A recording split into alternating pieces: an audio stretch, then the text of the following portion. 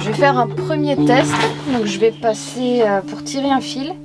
Donc ça c'est mon fil rouge de la batterie moteur vers la batterie auxiliaire. C'est un 25 mm². Et donc j'ai entortillé le tire-fil tant bien que mal au bout. Et je vais venir le scotcher avec du scotch d'électricien, comme ceci, pour bien le maintenir. J'espère que je vais pas le foirer. Je pense qu'on est quand même pas mal. Ça m'a l'air quand même solide, hein. Donc je vais le rentrer dans la gaine au maximum.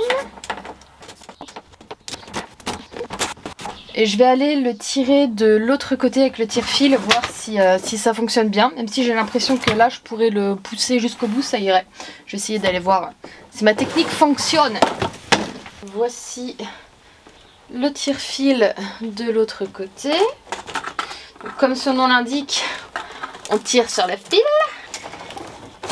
Ça fait mal aux mains. Merde, ça bloque. Pourquoi ça bloque? Ça fait assez mal aux mains, donc je conseille de prendre un gant pour tirer.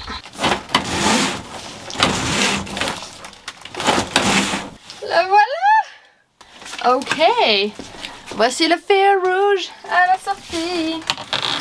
On fait pareil pour le noir. Oh merde!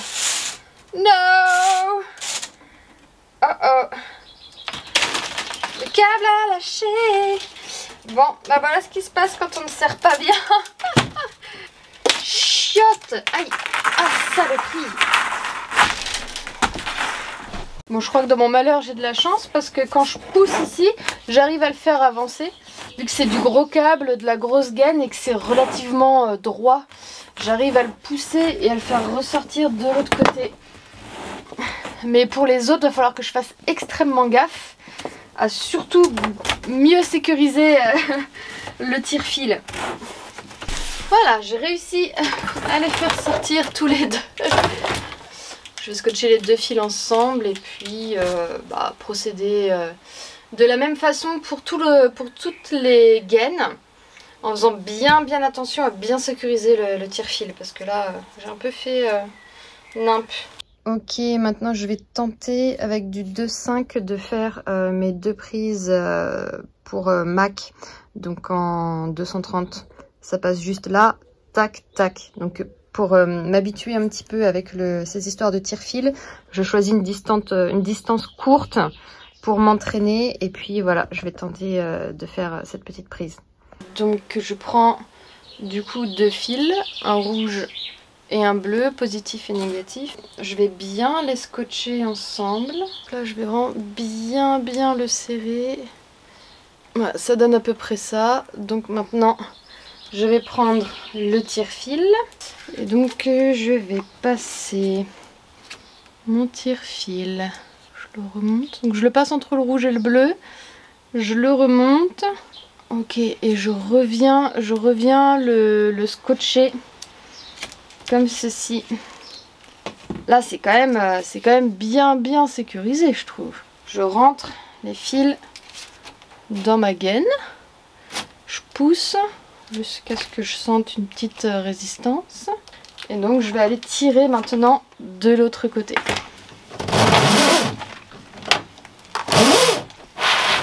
Hey! Et voilà! Perso je laisse à peu près 30 cm ici au bout parce que on sait jamais. Je pourrais avoir besoin de rab pour une quelconque raison que ce soit. Donc là je suis au niveau de la batterie, toujours de mes prises. Je viens de couper au bout, j'ai laissé à peu près quand même un petit peu de longueur là de rab. Je sais pas, je me dis on sait jamais. Donc je vais sécuriser tout ça. Alors pour les prises hein, c'est toujours du 2.5. Et du coup pour pas me perdre par la suite, je viens les mettre comme ça. Et je vais aller mettre une petite étiquette pour les nommer et ne pas me tromper quand j'aurai des câbles partout. En fait je saurai plus du tout quoi est quoi. Même si ma gaine est déjà nommée, moi j'ai envie de sécuriser quand même et de nommer également mes câbles. Et donc ça, ce sera raccordé au convertisseur, parce que c'est pas du 12 volts, c'est du 230. Donc ce sera raccordé au convertisseur qui viendra aussi dans cette zone-là, qui est vraiment mon centre électrique. Et le convertisseur sera relié donc à la batterie auxiliaire.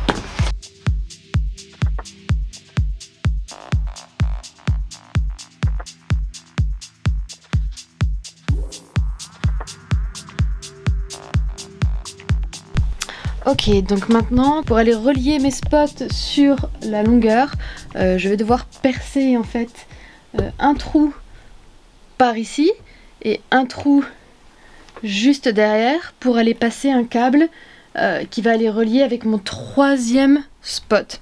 Ainsi j'aurai un interrupteur pour les 3 spots. Ok, bon comme par hasard j'ai plus de batterie sur ma perceuse, mais j'ai commencé juste ici à percer donc le premier trou. Tac, et ensuite je vais percer un second trou ici pour aller rejoindre mon spot numéro 3 qui sera à peu près là au milieu. Donc je veux un seul interrupteur pour mon spot 1, 2, 3, mais il faut relier ces 3 spots ensemble. Donc pour traverser mon plafond jusque là-bas, je vais utiliser un ancien câble avec un positif et un négatif, et c'est intéressant parce que c'est déjà gainé. Ce fil est déjà gainé en fait, ce qui veut dire je vais pouvoir le passer dans mon petit trou au niveau de la gaine, et quand je sors du trou je vais mettre une gaine de 16, donc entre les tasseaux, en gros, il va y avoir de la gaine de 16. Mais dans chaque petit trou, je vais juste avoir besoin de passer ce fil-là, noir. Donc je vais le dénuder aux bonnes sections. Et puis je vais faire un petit pontage avec des wagos. Je vais vous montrer ça tout de suite. Ça va être peut-être un peu plus clair quand je vais le réaliser. Donc, je regarde d'abord la section qu'il va me falloir. Ici. Par ici, d'abord, dans un premier temps, je vais dénuder cette section, la grande là. C'est vraiment... Mais c'est le bordel. Il faut que je range un peu là. Tac. Ok. Donc, je viens d'abord couper mon fil. Je me suis laissé un peu de marge. Hein. Je le coupe ici. Tac. Et je vais maintenant le dénuder. Donc pour ce faire, j'utilise une pince à dénuder. Je viens les mettre embutés contre, vous voyez le petit machin rouge là. Je viens vraiment le mettre embuté comme ceci. Et là, clac. Donc là j'ai dénudé que la partie noire. Maintenant il faut que je dénude ces 2 fils là pour obtenir, comme on a ici de l'autre côté, les petits brins de cuivre que l'on a hop, au bout. Je positionne la pince et clac. Voilà, on a bien les petits brins en cuivre. Et donc à l'endroit où va être positionné mon spot, je vais mettre 2 wagos extra plats. Un sur le fil rouge et un sur le fil bleu. Donc là, comme je suis sur le dernier spot, ça suffit de mettre un wago avec juste une entrée, une sortie. Donc c'est des wagos à clips. Je déclipse, donc je l'ouvre comme ceci. Je viens faire un petit tortillon avec les fils au bout. Tac. Et je viens placer mon brin bien au fond. Hein. Là, il faut que je sente vraiment une petite butée. Et je ferme. Et là, ça bouge plus. Je fais pareil pour l'autre.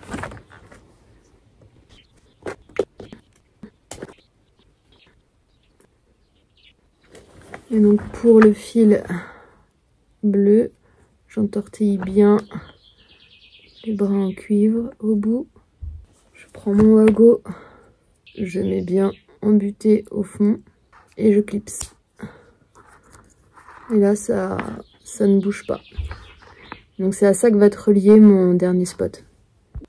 Donc j'ai fait pareil à l'autre extrémité. On a toujours sur un wago des fils de même catégorie. Donc sur un wago, je vais avoir par exemple celui-ci, là je vais avoir que des négatifs et celui-ci que des positifs. On met jamais un plus et un moins sur un wago. Alors, du moins de ce que j'ai appris, parce que je ne suis pas une professionnelle de l'électricité.